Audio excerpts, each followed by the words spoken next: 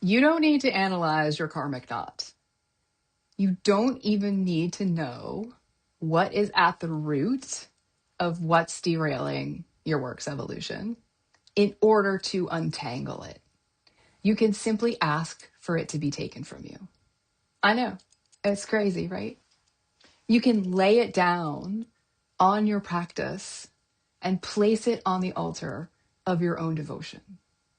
You can invite it into a sacred space of love and awareness, curiosity and compassion.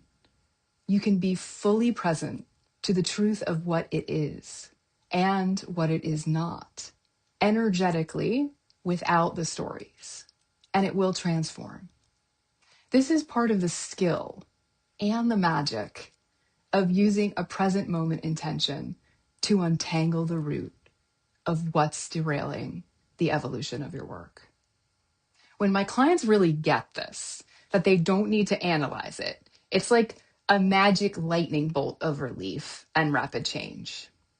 They stop picking it up, that same old pattern, and they start handing it over until it becomes empty enough that it doesn't hold a charge and it doesn't hold any value for them anymore.